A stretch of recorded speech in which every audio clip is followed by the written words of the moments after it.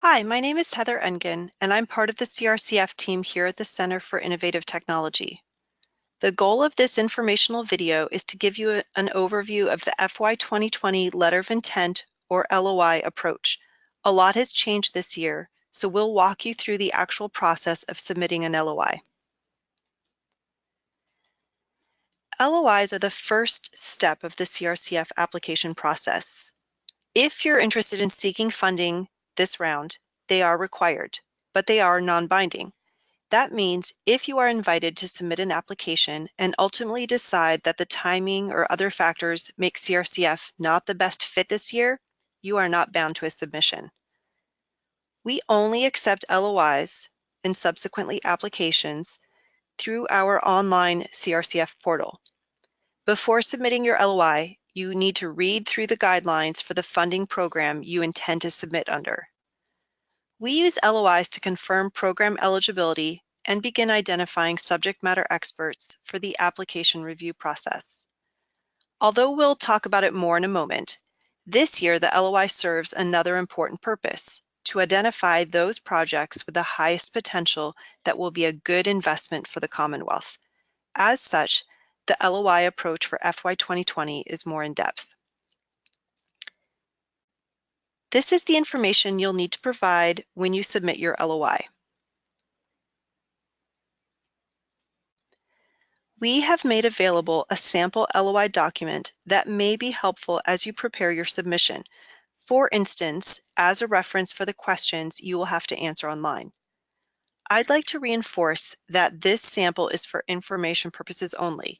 You may not use it to submit an LOI to CRCF. LOIs must be submitted using the online form accessible via our website. From the solicitation landing page, you can navigate to any of the 5 programs. Once you've reached the program page, scroll down to the bottom. You can't miss the blue Apply button.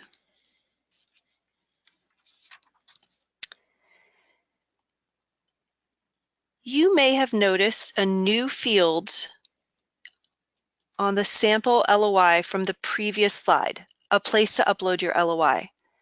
That's because this year the LOI has 2 components: the online questionnaire and the document you'll upload into this form.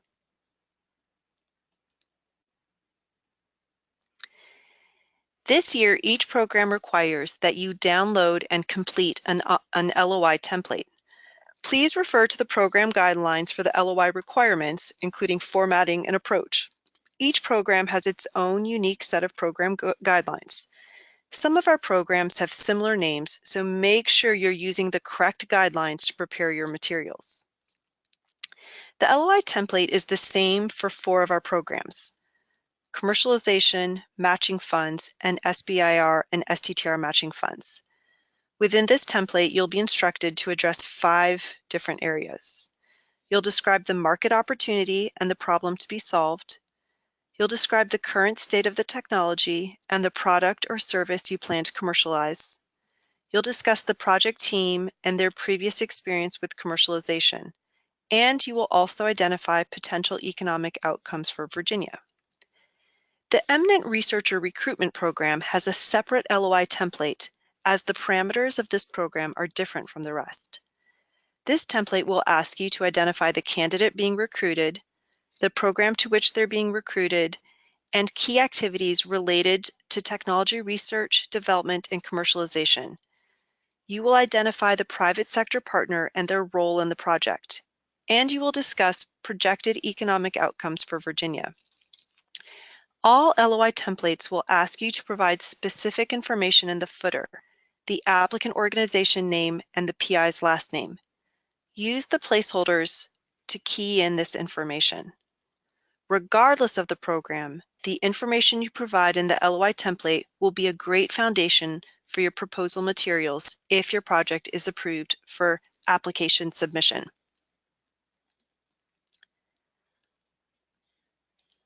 Let's quickly walk through the online submission process. I'm just leaving up the LOI fields here, but we'll go ahead and pull over the CIT website to walk through this. We're going to use the commercialization program to apply.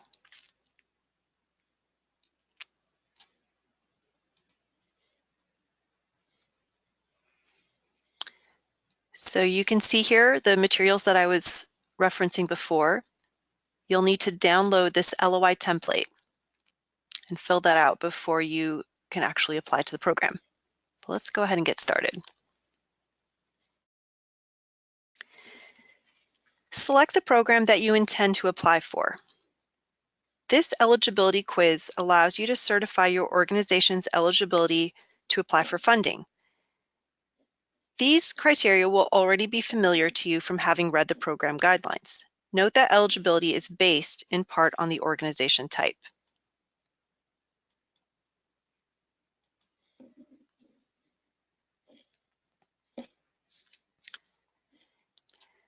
Here's the eligibility certification. So applying as a nonprofit technology company to the commercialization program, I'm certifying that my company is headquartered in and has the express desire to grow in Virginia, that Virginia is the primary place of business for my senior executives, that I have received no more than $5 million combined in cumulative revenue and outside private investment since January 1, 2015, and that I have received no more than 8 total SBIR and/or STTR awards, and that I have received no more than 2 CRCF awards. If you are new to the program, you'll need to create an account. If you've previously applied to CRCF, you can log into that existing account.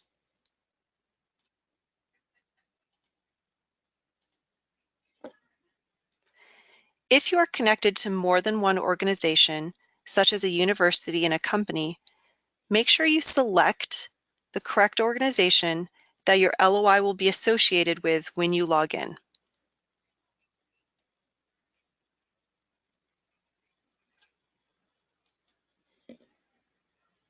To change organizations, you will need to log out and sign back in.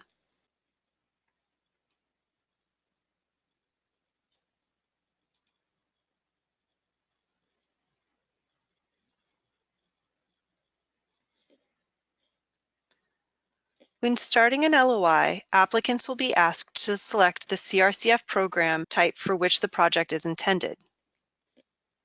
You should select the same program you selected during the eligibility certification. Next, applicants will be asked to confirm their organization type. Then you'll be asked to enter a project title and select the industry sector to which your project directly aligns. The information entered in these two fields will roll over into your application and cannot be changed, so please be mindful of that as you prepare your LOI. Project titles are capped at 150 characters and should describe, in layman's terms, the proposed project. Character limits do include punctuation and spaces.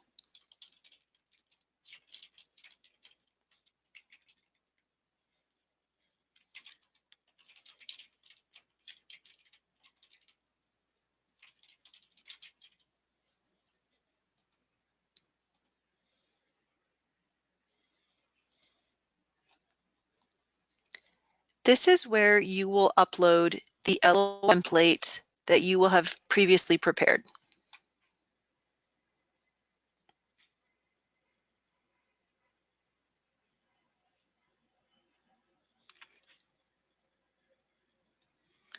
First, before I upload it, the document for 4 of the programs will look like this. So you will have entered your answers in at these prompts. Make sure that you refer to the program guidelines so that you comply with the caps for all of these questions.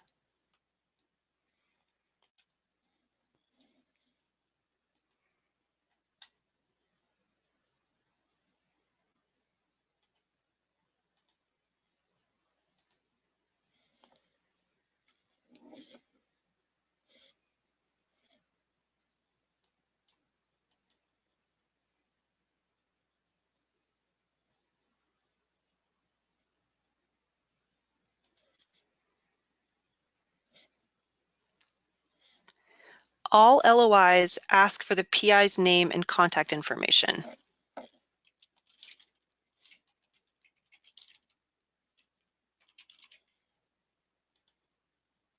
Don't leave an extra space like I was about to.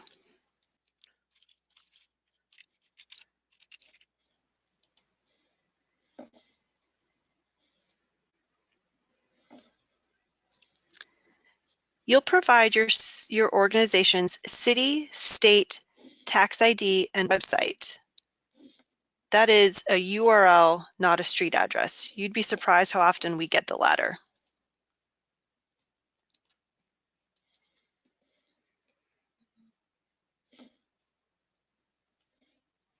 If you don't enter all of the required information, you'll get an error field like this. So let's go ahead and enter it. Before submitting your LOI, you'll have the opportunity to review the content you entered. You have the option to submit or the option to save only. Save only allows you to come back later and revise your LOI. But keep in mind that all LOIs must be submitted before the deadline for consideration during this round of funding. An LOI that has only been saved will not be considered. Once you've completed the online form and uploaded your completed LOI, click Submit.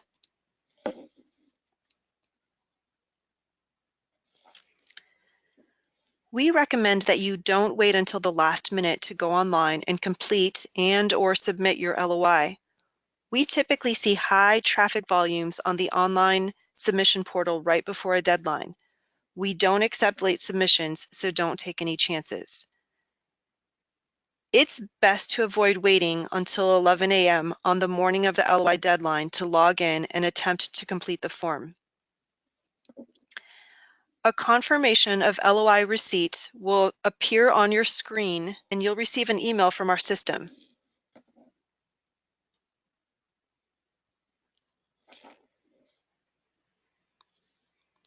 The emails generated by our system will likely take 30 minutes to an hour for you to receive them. If you do not receive an email within several hours of submission, please contact the CRCF team at crcf@cit.org.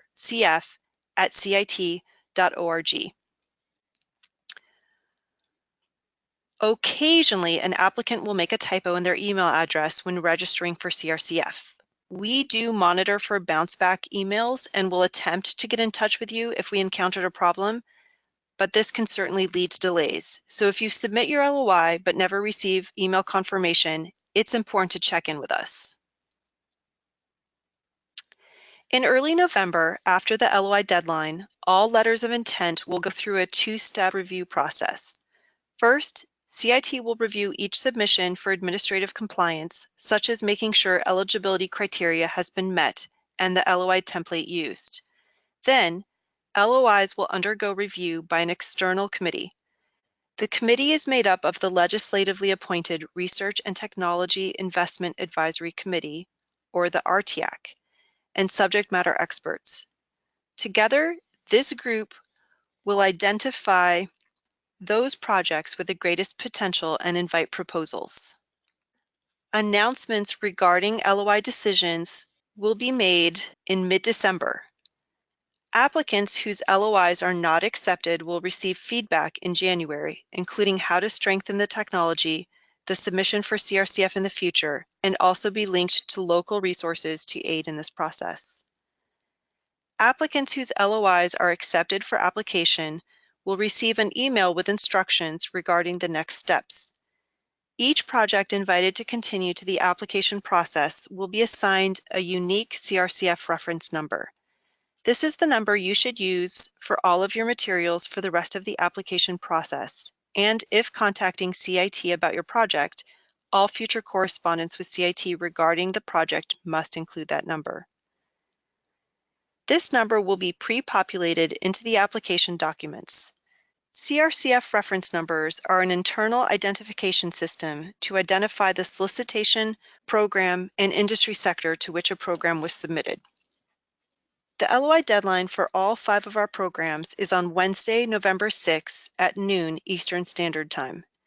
If you are invited to apply to one of our programs, you will be notified on or around Friday, December 13. For those invited to submit an application, the application deadline is Friday, February 7 at noon. Deadlines are firm and late submissions will not be accepted.